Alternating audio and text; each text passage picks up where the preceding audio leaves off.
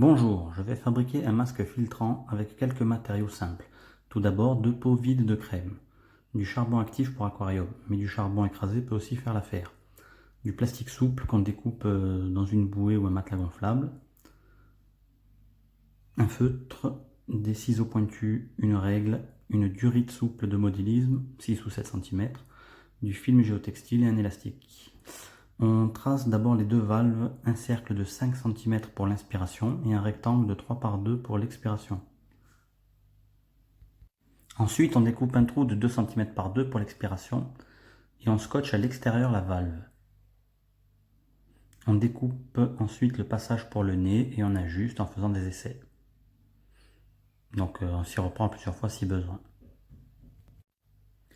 On trace avec un feutre l'orifice d'entrée d'air. La valve doit être légèrement plus large que le trou.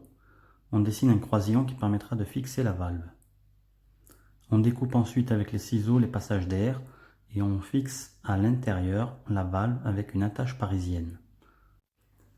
Ensuite, on recouvre le fond extérieur avec un premier film géotextile pour éviter le passage du charbon.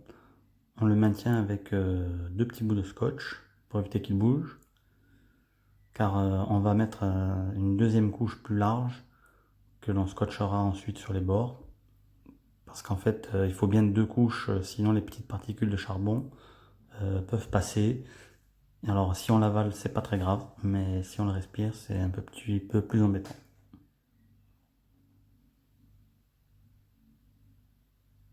Donc on prend soin de bien scotcher tout le pourtour.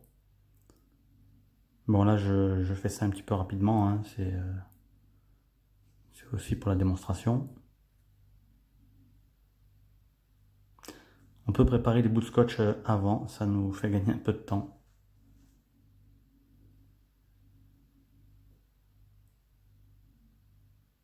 Voilà, on fait bien le tour.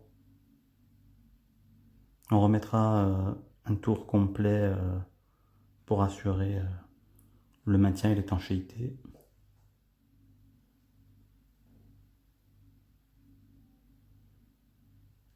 Bon, il ne faut pas être trop radin en scotch.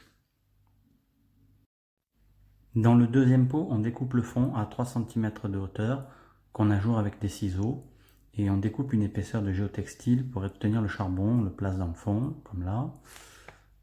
Et ensuite on va placer le charbon donc qui est l'élément principal du filtre car c'est lui qui va retenir les microparticules et les bactéries, les virus, tout ce qui est nocif.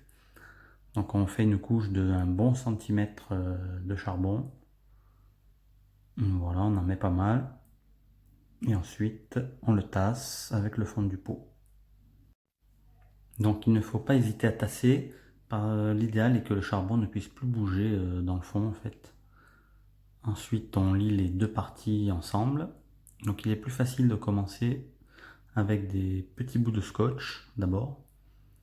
Et ensuite, donc on fera le tour avec le ruban adhésif.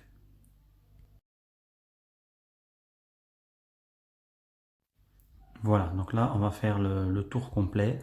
Ça fera une meilleure étanchéité en fait. Alors on peut faire 2 tours, 3 tours. Si on a un scotch plus large, c'est pas plus mal. Bon là je fais 2 tours. On peut être amené à démonter la partie filtre pour changer les films géotextiles s'ils sont encrassés. Donc là, un petit visuel sur la valve d'expiration. Ensuite, je presse bien le scotch qui lie le filtre au masque. Là, je replace le petit morceau de durite qui protège le nez. L'idéal serait encore de le coller. Donc le masque est pratiquement fini, il fonctionne.